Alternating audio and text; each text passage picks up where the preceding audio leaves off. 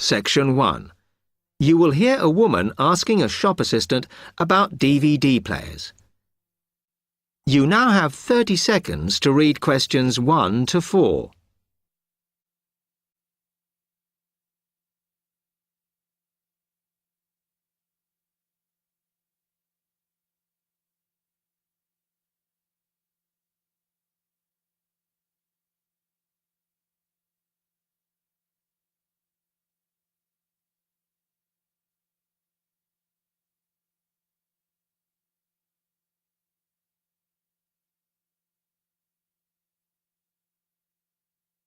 Hello, I'm interested in buying a DVD player. Can you help me, as I don't know very much about them? Of course. We sell quite a range. Actually, we're doing a customer survey at the moment, so I wonder if I could fill in this form about you, and that will actually help me to advise you on the best DVD player for you. Oh, okay. First of all, your occupation. Student. Okay. Then, have you already got a DVD player? No, I've never had one before. Uh-huh. And how much do you think you want to spend on a player? I'm not sure, really, but I have got a budget. My friend said I should allow about £100, but I can't afford over £85, so that's what I'm working on. Mm-hmm. And do you watch DVDs very often? Depends what you mean by often. I don't know what the norm is. Is it about 2 a week? I suppose I watch 3 a month. That's enough for me. Yes. What sort of films do you like watching then? Action movies? Not really. Oh. My boyfriend always insists we watch science fiction movies, but I prefer thrillers. Something to get your teeth into. Okay, just one more. Do you watch other DVDs? Ones that are not films, like music or something?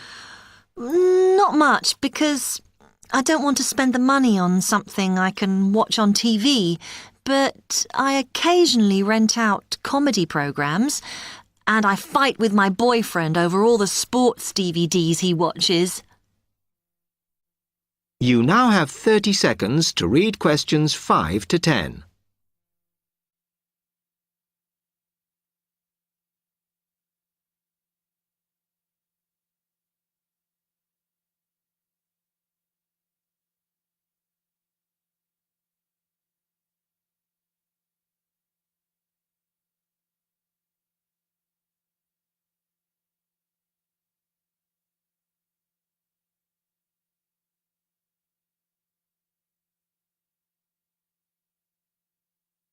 Okay, let me explain a bit to you about the DVD players that are in your price range.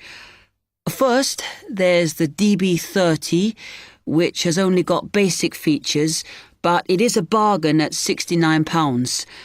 Now, all the DVDs come with an after-sales service that starts when the guarantee runs out. As it's so cheap, the DB30 comes with a limited after-sales service, as it only includes parts. You would have to pay for most of the repair. Seems okay.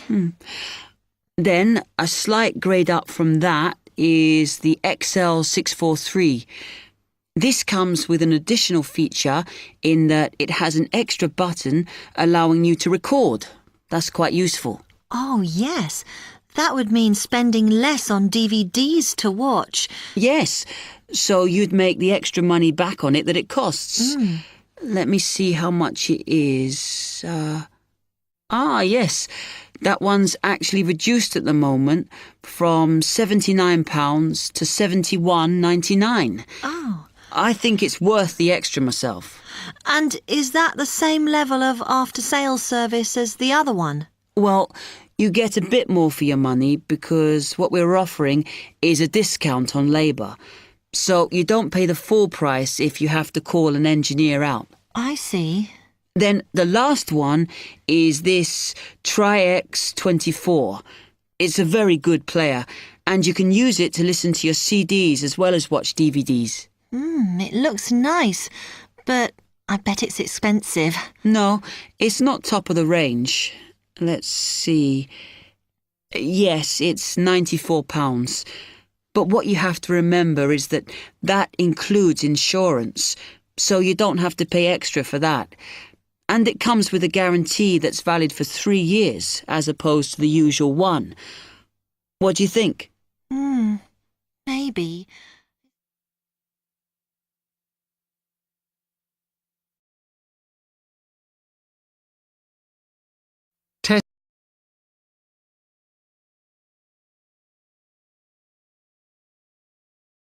Test 4, Section 2. You will hear a salesman giving information to house owners about an alarm system. You now have 45 seconds to read questions 11 to 20.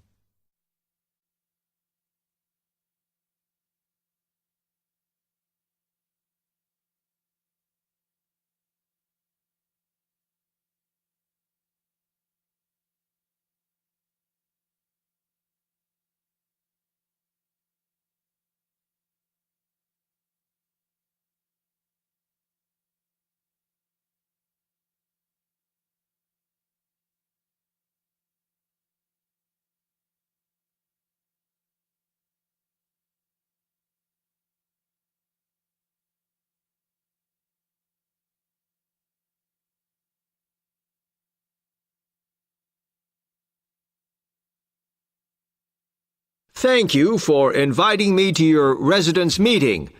My name is Martin Pugh from Safe Cell Alarms. I'm going to explain a little bit about home security, and I hope you'll all feel a bit better informed, and perhaps that you will even purchase one of the alarms we sell. It is all too easy these days for people to break into our homes. Did you know that 25% of all burglaries are committed by burglars breaking and entering via the back door? Even though it is locked, it is still relatively easy for someone to gain entry. And there are parts of our house that we think are not vulnerable because they look inaccessible. But they're not. So, if you're trying to protect your home, you should make sure the top floor is covered by that protection, not just the ground floor. We believe that the only way to secure your property is by having an alarm fitted. Just having the alarm on the outside can put burglars off, and we also recommend that you warn them about the alarm. To do this, we suggest you stick a sign in the front window of the house so it can be seen clearly. This alone should be enough to dissuade a burglar before they start. Now, our company has a range of alarms on offer, and I brought several along for you to see tonight. But let me just explain a few things about them. First of all of our alarms are highly visible. They're colored red, and on the underneath, there is a blue light, which you can see whether they are switched on or not. This acts as a deterrent to burglars who can see it as an active alarm system. Like most systems, our alarms are very sensitive, so you do need to look after them. You may be surprised to hear that a cat can often slink around unnoticed under the infrared beams, but a spider crawling across them will set them off. Also, our system is a little different from some. Most companies offer an option that connects their alarms to the police station. All our alarms have an automatic link to our company office. This means we can deal with a situation promptly and can sort out any alarms that have gone off by mistake. Okay, let me tell you about the installation of our alarms. Later on, I'll show you some house plans and diagrams of how the alarms operate, but you don't have to worry about them being intrusive, as we normally put them in hallways rather than individual rooms. The diagrams show you how the beams work to cover the whole house in this way. Oh, one small thing while I remember is don't leave your security code in your house. A lot of people keep it in the kitchen or their study, but we suggest you leave it with a neighbor so that if there is a break-in, the burglars can switch the system off. Now, regarding the practical aspects of installation, I know that many of you are out all day, and I'm afraid we don't install the alarms at weekends. But we do offer a service where we can fit the alarm system in the evenings for you. But we do charge a little bit extra for that. Finally, we do offer a range of systems, so I suggest you look at the leaflets on our prices. And please don't be put off from investing in a more sophisticated system to protect your home, as we do allow you to set up a monthly payment if it's too much in one go. Okay, now if you'd like to come forward.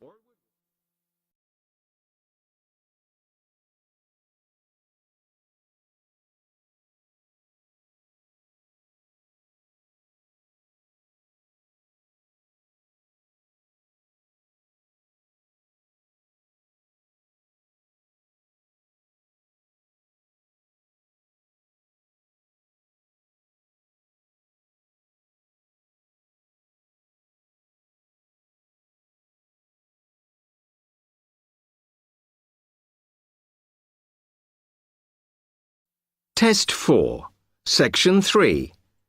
You will hear a student, Alex, asking his tutor for advice about essay writing. You now have 30 seconds to read questions 21 to 27.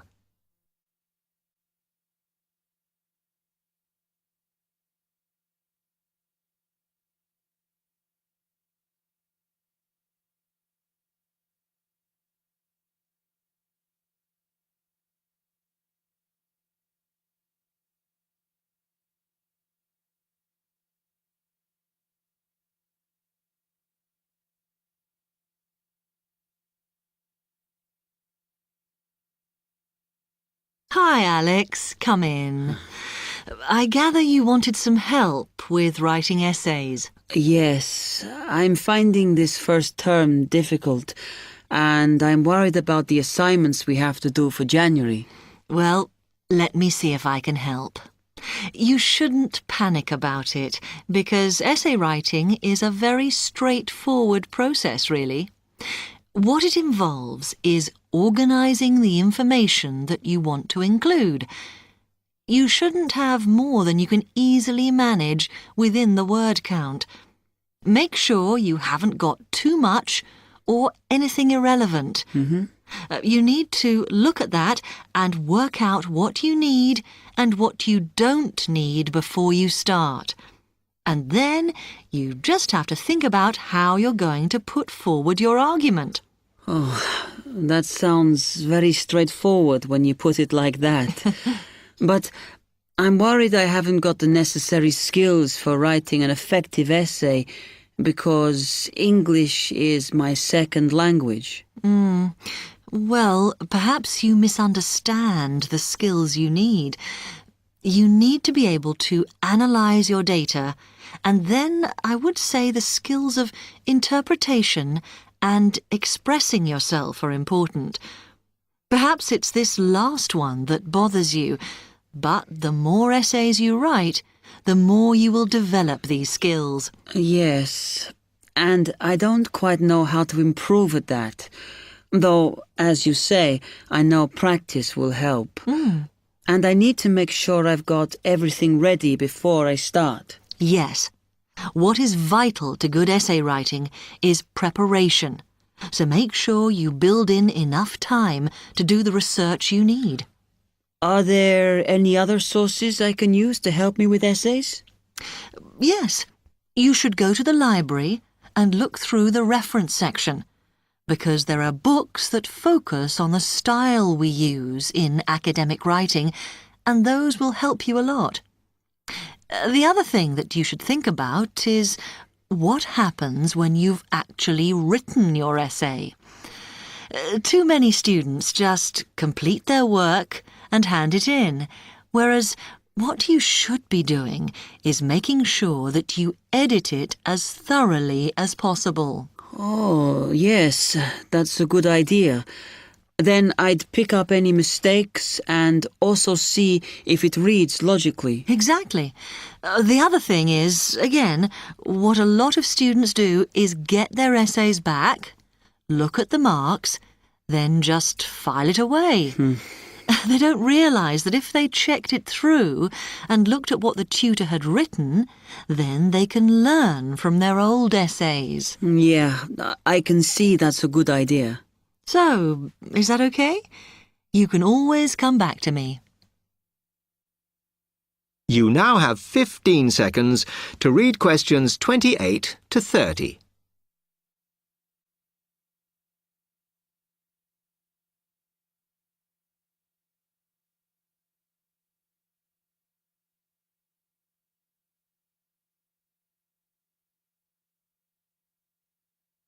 Actually, there were a couple of other things I wanted to ask you about essay writing. I had a few thoughts of my own about what I should do, such as really taking good notes when I'm reading, because that helps, doesn't it? I think it improves your knowledge rather than your actual writing. But one tip I can give you is to try and not read too much. Otherwise, you end up including irrelevant material in your essay. Remember to stay on task. Yes, sometimes I have problems interpreting the questions correctly, or the whole question seems overwhelming to me. What I try to do is highlight the key parts and divide it into smaller chunks so I can manage it. Well, you might find it useful to break it down even further by making sure you understand all the words perfectly before you start. Things like assess or comment and such like. Yes, I see. Sometimes, after an objective analysis, the question actually asks you for a subjective opinion. But you must remember to support your arguments if that's the case. One final comment I can make is about using your own words. You must try to do this as far as possible. You're expected to summarise what you've read, not just string together a list of quotations. In fact, you shouldn't have too many. Just use them where it's really important. Okay, thanks. Do you read other students' essays when you've finished? No. Why? Is that a good idea? Well, you can confuse each other, so I'd advise against it. But it's up to you. Okay. Thanks very much for your time.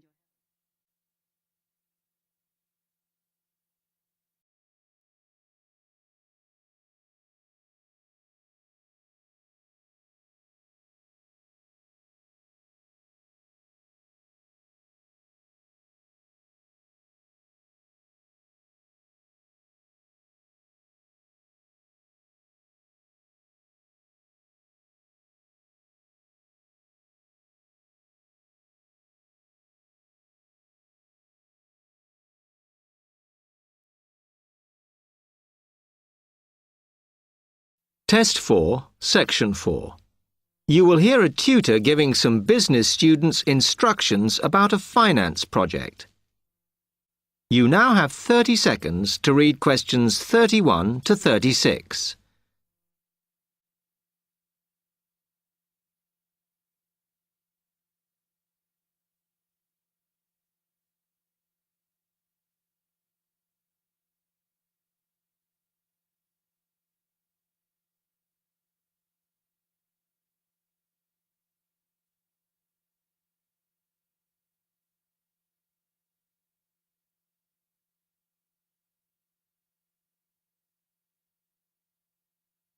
OK, can you quieten down, please? Now, today I'm going to talk to you about your assignment. We've been studying the effects of the exchange rate, so I'm going to give you a project to do on this. Right, can you make some notes while I'm talking? The first thing that I'd like you to do in order to prepare this is to select where you're interested in. I mean, which country, and therefore which currency you're going to be operating in. OK, now the purpose of the project is to make money, and I'm hoping some of you will make a significant amount. So, I want you to suppose that you have £100 that you will have to invest purely in the rises and falls of the exchange system. In other words, you'll be trying to predict rates. This is a project that you'll be doing together, but before you work together, you'll have to go off and research what you need to know about the economy of that country and how well it's doing or is expected to do in the near future. You could all make up a little information sheet with your notes on, clearly legible, because then I want you to get together, we can do that next week, and to go round and read about each other's countries. When you see how well or badly each country is doing, I want you to decide what your exchange rate is going to be against all the other currencies. After that is all sorted, what you're going to do is go round the other students and attempt to sell your money to the others. Remember, this will depend on the success of your country's economy and the rate you fixed for your currency. Now, you're not allowed to just swap currencies with each other, but you may wish to buy from the other countries. But you must do a proper transaction.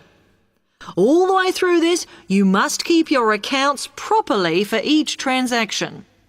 I'll give you 1 week to do this, and then we will set a time for the deals to finish, a bit like the stock exchange.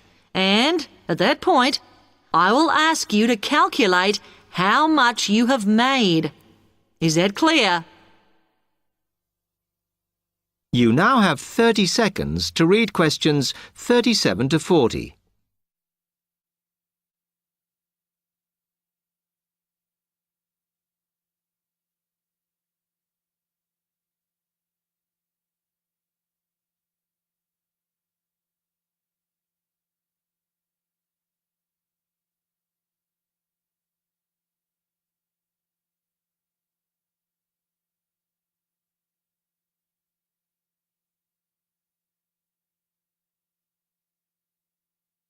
Okay, now before you begin that, there are a few things I want you to read up on to prepare.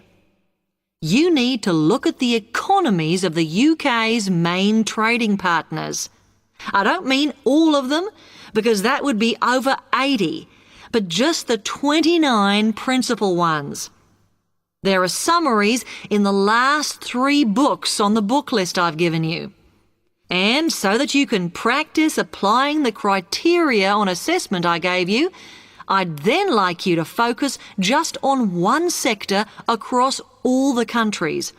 The most common one across every country is farming. But as much agricultural produce is for domestic consumption, I'd like you to look at manufacturing. Then I would like you to do a detailed investigation of one particular aspect. I was going to give you a choice, but I think as we've just started the course, it's better if we all look at the same thing and then we can discuss it in the seminars. So the thing I'd like you all to look at is fluctuations in import prices. Now, you need to do all that before you start the project, as it will help you assess the economies of the countries you'll be representing in the project. Don't worry, you've got plenty of time. Exam week is December the 8th. Then it's the holidays until January the 6th, so I don't need the project in till February the 5th. Is that okay? Now, any questions on this? Because it